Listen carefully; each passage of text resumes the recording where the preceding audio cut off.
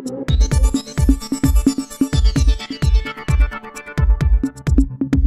અભ્યાસ અંતર્ગત મોકડ્રીલના બીજા તબક્કામાં નવસારી વાસીઓનો સંપૂર્ણ સહયોગ. મોકડ્રીલની ગંભીરતાને સમજી જાગૃત નાગરિક તરીકેની ફરજ અદા કરતા નવસારી વાસીઓ સાંજે 7:30 થી 8 દરમિયાન સ્વયંભૂ અંધારપટ કરાયો.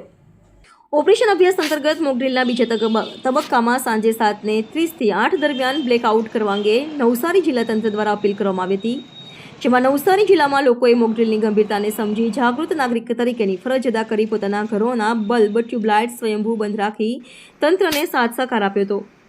ઉલ્લેખનીય છે કે હવાઈ હુમલો એર રેડ દરમિયાન સુરક્ષાની તૈયારીઓ સ્વરૂપે નાગરિકો કઠિન પરિસ્થિતિમાં કઈ રીતે સરકારને મદદરૂપ થઈ શકે તે સુનિશ્ચિત કરવા ગુજરાત રાજ્યના 18 જિલ્લાઓમાં જાહેર સુરક્ષા સુનિશ્ચિત કરવા બાબતની ઓપરેશન અભ્યાસ મોકડ્રીલનું આયોજન કરાયું હતું. આ મોકડ્રીલ એ માત્ર લોકોને સતર્ક અને જાગૃત કરવાનો સામૂહિક અભ્યાસ હોવાથી ઓપરેશન અભ્યાસ નામ આપવામાં આવ્યું હતું, જેમાં નવસારી જિલ્લાના નાગરિકોએ જાગૃતતા કેળવી સંપૂર્ણ સમર્થન આપી મોકડ્રીલને સફળ બનાવી. ડાંગ જિલ્લામાં મોકડ્રીલને લઈ બ્લેકઆઉટ. નાગરિકોને બ્લેકઆઉટ દરમિયાન દાખવી સ્વયંભૂ શિસ્ત આહવા સહિતના ગ્રામ્ય વિસ્તારોમાં છવાયો અંધારપટ. સમગ્ર દેશભરમાં જ્યારે ઓપરેશન અભ્યાસ અંતર્ગત બ્લેકઆઉટ અંધારપટનો અભ્યાસ થયો છે, ત્યારે આજે ડાંગ જિલ્લાના મુખ્ય મથક આહવા સહિત વિસ્તારોમાં સમય સાંજે 7:30 થી 8 કલાક દરમિયાન અડધો કલાક સુધી સતત અંધારપટ છવાયો હતો. સામાન્ય રીતે ધંધાકીય ચલપલથી ધબકતા રહેતા આહવા ગામે સ્વયં શિસ્ત રાખવી દેશકાજે સંપૂર્ણ બ્લેકઆઉટ પાડ્યો હતો. દેશ સામે જ્યારે જોખમ ઊભું થાય ત્યારે ડાંગ જિલ્લો પણ ખભે ખભો મિલાવી તૈયાર છે, તેનો પરિચય આ અંધારપટ દ્વારા અપાયો હતો.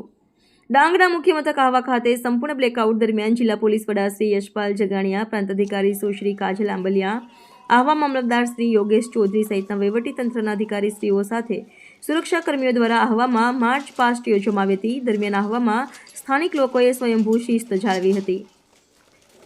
ઉલ્લેખનીય છે કે બ્લેકઆઉટ પહેલા ડાંગ પોલીસ વિભાગ દ્વારા વિવિધ વિસ્તારમાં જઈને નાગરિકોને બ્લેકઆઉટ વિશે સમજણ આપવામાં આવી હતી. બ્લેકઆઉટ દરમિયાન શું કરવું અને શું ન કરવું જોઈએ એ વિશે તથા સરકારની સૂચનાઓનું પાલન કરવા જેવી બાબતોથી ગ્રામીણજનોને માહિતગાર કરવામાં આવ્યા હતા. તાપી જિલ્લામાં ઓપરેશન અભ્યાસ અંતર્ગત મહત્વના 4 સ્થળોએ મોકડ્રીલનું સફળ આયોજન. ઉકાઈ થર્મલ અને હાઇડ્રો પાવર સ્ટેશન ખાતે હવાઈ હુમલા અને ક્લોરીન લીકેજ જેવી પરિસ્થિતિઓ માટે તંત્રની તત્પરતાનું પ્રદર્શન. ઉકાઈ થર્મલ પાવર સ્ટેશન અને ઉકાઈ હાઇડ્રો પાવર સ્ટેશન સુરક્ષા બાબતે સંપૂર્ણપણે સજ્જ. ભારત સરકારના મિનિસ્ટ્રી ઓફ હોમ અફેર્સ દ્વારા તારીખ 7 મેના રોજ ઓપરેશન અભ્યાસ સિવિલ ડિફેન્સ મોકડ્રીલ અંગેના મળેલા નિર્દેશો અનુસાર આજે તાપી જિલ્લામાં આપત્તિ વ્યવસ્થાપન અને સુરક્ષા જાગૃતિના હેતુસર જિલ્લામાં મહત્વના 4 સ્થળો, જેમાં JK paper mill, Ukai hydro power station, Ukai thermal power station તેમજ કાકરાપારા ટાઉનશીપ ખાતે મોકડ્રીલ યોજાઈ હતી. આ મોકડ્રીલનો મુખ્ય હેતુ આપત્તિ કે આકસ્મિક ઘટનાની પરિસ્થિતિમાં તંત્રની તૈયારી અને પ્રતિક્રિયાની કાર્યક્ષમતા તપાસવાનો હતો. મોકડ્રીલના ભાગરૂપે ઉકાઈ થર્મલ પાવર સ્ટેશન ખાતે 4 વાગ્યાના અરસામાં હવાઈ હુમલા થવાના કારણે ટીપીએસના યુનિટ નંબર 3 તથા ક્લોરીન પ્લાન્ટ નંબર 5માં ક્લોરીન લીકેજની ઘટના બની હતી, જેની જાણ થતાં તત્કાલીન સાયરન વગાડી સાવચેતીનો સંકેત આપવામાં આવ્યો હતો. ચેકિંગ દરમિયાન પાવર સ્ટેશનના old chlorine plant unit 3, 4, 5 chlorine tunnel વાલમાંથી લીકેજ થવાની માહિતી મળી હતી. માહિતી મળતા જુદા જુદા આંતરિક વિભાગોને તાત્કાલિક જાણ કરવામાં આવી હતી. આરોગ્ય ટીમ, ફાયર ટીમ સહિતની બચાવ ટીમો ઘટના સ્થળે પહોંચી હતી. સમગ્ર ઘટનાનું નિરીક્ષણ કરતા પરિસ્થિતિ કંટ્રોલ બહાર જણાતા ઓફસાઇડ ઇમરજન્સી જાહેર કરવામાં આવી હતી. ત્યારબાદ જિલ્લા કંટ્રોલ રૂમને જાણ કરતા expert team, chlorine leakage team પહોંચી 9 મિનિટની અંદર સમગ્ર ઘટનામાં કાબુ મેળવી હતી. આ સમયે કોઈ જાનહાનિ, કોઈ ઘટના બની નહીં હતી. ત્યારબાદ આ સમગ્ર ઘટના એક મોકડ્રીલ હોવાનું જાહેર કરતા લોકોએ હાશકાર અનુભવ્યો હતો. આ મોકડ્રીલ વ્યારા પ્રાંત અધિકારી શ્રી સંદીપ ગાયકવાડના નેજા હેઠળ કરવામાં આવી હતી. ત્યારે બીજી બાજુ ઉકાઈ હાઇડ્રો પાવર સ્ટેશન ખાતે સાંજે 5 કલાકે હવાઈ હુમલા દરમિયાન સ્વિચ યાર્ડની બાજુમાં આવેલા કંટ્રોલ રૂમમાં આગ લાગી હોવાની માહિતી મળતાની પોતાનું ફાયર ટેન્ડર ઘટના સ્થળે પહોંચી ગયું હતું. તે બાદ તુરંત અગ્નિશમન દળના લશ્કરો પણ પહોંચી ગયા હતા. ત્વરિત રાહત અને બચાવની કામગીરી હાથ ધરવામાં આવી હતી. જે યુનિટમાં હુમલો થયો હતો ત્યાં એક કર્મચારી ઘાયલ થયો હતો, જેને એમ્બ્યુલન્સની મદદથી તત્કાલ હોસ્પિટલમાં ખસેડવામાં આવ્યા હતા. ગણતરીના કલાકોમાં રાહત અને બચાવની કામગીરી કરવામાં આવી હતી. ત્યારબાદ આ ઘટના મોકડ્રીલ હોવાનું જાહેર કર્યું હતું. ઉકાઈ થર્મલ પાવર સ્ટેશન અને ઉકાઈ હાઇડ્રો પાવર સ્ટેશનના મહત્વપૂર્ણ સ્ટ્રક્ચર હોય તેના સુરક્ષા અને સંભવિત જોખમો સામે તંત્ર સતર્ક છે. આવનારા સમયમાં પણ આવા મોકડ્રીલ્સનું આયોજન સતત કરવામાં આવશે, જેથી તંત્ર વધુ સજ્જ બની શકે. સમગ્ર મોકડ્રીલ દરમિયાન એનડીઆરએફ, જિલ્લા તંત્ર, તબીબી ટીમો, ફાયર બ્રિગેડ અને પોલીસ વિભાગે સંકલિત રીતે ભાગ લીધો. આ મોકડ્રીલનો મુખ્ય હેતુ આપત્તિ દરમિયાન તાત્કાલિક પ્રતિક્રિયા, બચાવ કામગીરી અને સંકલિત તંત્રોની કામગીરીની ક્ષમતા ચકાસવાની હતી. સમસ્ત કામગીરી સુરક્ષિત રીતે પૂર્ણ કરવામાં આવી હતી. થર્મલ પાવર હાઉસ ખાતે રાજ્ય સરકારમાંથી મળેલી સૂચના અનુસાર મોકડ્રીલ કરવામાં આવી હતી. આ મોકડ્રીલ દરમિયાન એર સ્ટ્રાઇકના લીધે અહીંયા ક્લોરીન ગેસ ના નુકસાન થયું હતું. તે ક્લોરીન ગેસના કારણે તાત્કાલિક અત્યારે કામ કરતા જે કર્મચારીઓ હતા એ લોકોને ઇવેક્યુએટ કરવામાં આવેલા હતા અને તેમને સેફ જગ્યાએ સલામત જગ્યાએ ખસેડવામાં આવેલા હતા. અને આમાં કોઈ જાનહાનિ થયેલ નથી, પરંતુ એક જણને ઈજા પહોંચેલ છે, જેને તાત્કાલિક હોસ્પિટલ ખાતે ખસેડવામાં આવેલ છે અને અમુક સારી રીતે પૂર્ણ કરવામાં આવે છે. ડિસ્ટ્રિક્ટના ઉત્તર ઉકાઈ થર્મલ પાવર સ્ટેશન ખાતે 4 વાગે એર સ્ટ્રાઇક થવાને કારણે એના આડઅસરના ભાગરૂપે ક્લોરીન લીકેજ થયેલું હતું. એ ક્લોરીન લીકેજને વન સાઇડ ઇમરજન્સી તરીકે અમે અમારી એક્સપર્ટ ટીમ ત્યાં પહોંચી, પરંતુ આઉટ ઓફ કંટ્રોલ હતું ત્યારે, એટલે મેં શ્રી આરડીસી સાહેબ, ગાયપર સાહેબ અને આસિસ્ટન્ટ ડાયરેક્ટર ડીસ શ્રી વસાવા સાહેબને જાણ કરેલી હતી. પરંતુ અમારી એક્સપર્ટ ટીમ, બીજી ઇમરજન્સીની જે ટીમ છે, એમણે ક્લોરીન લીકેજ એટેન્ડ કરી દીધું હતું. અને તે દરમિયાન જે અમારા માણસો હતા એને સેફ હાઉસમાં અને ઇવેક્યુએટ જે કંઈ અસર નહીં થાય એ રીતે ઇવેક્યુએટ કરેલા હતા.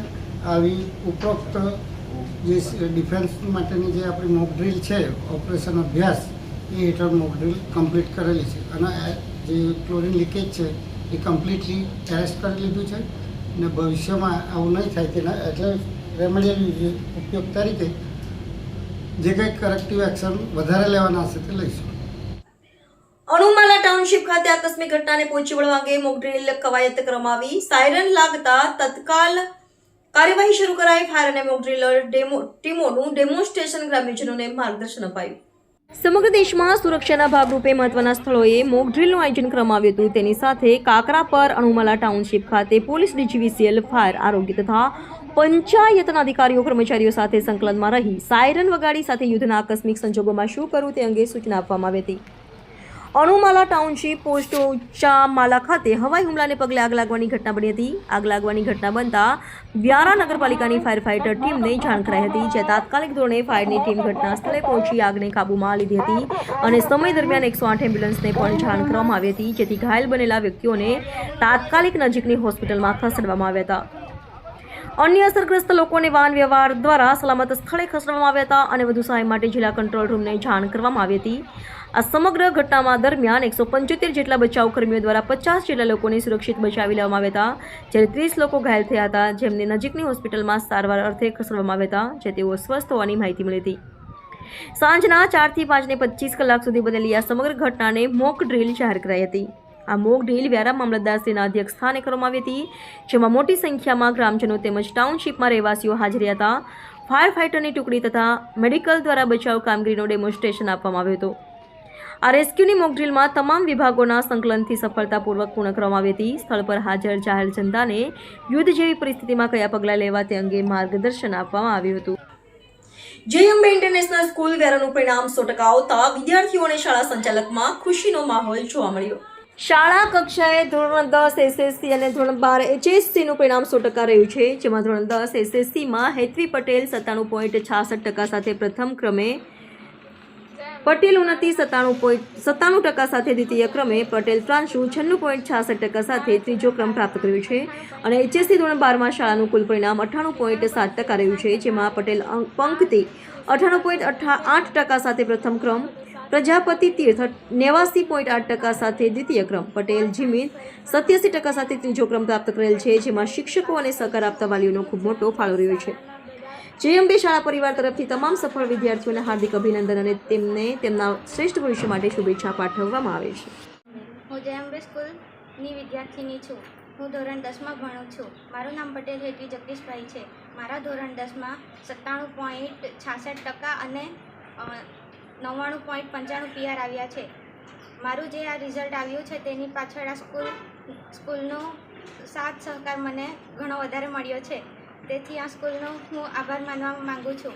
આ સ્કૂલમાં છેલ્લે જ્યારે એક્ઝામ નજીક આવી ગઈ હતી ત્યારે અમારા એક્ઝામના રાઉન્ડ ચાલતા હતા અને તેમાં અમે ઘણા બધા પ્રેક્ટિસ પેપરોના પ્રેક્ટિસ કર્યા છે અને તેના લીધે અમને ખબર પડી હતી કે અમારે બોર્ડમાં કેવું પેપર આવશે અને તેના પરથી અમને અંદાજો આવી ગયો હતો. તેથી અમને બોર્ડના પેપર લખતી વખતે એટલી બધી મુશ્કેલી પડી ન હતી. તેથી આ સ્કૂલમાં થેન્ક યુ.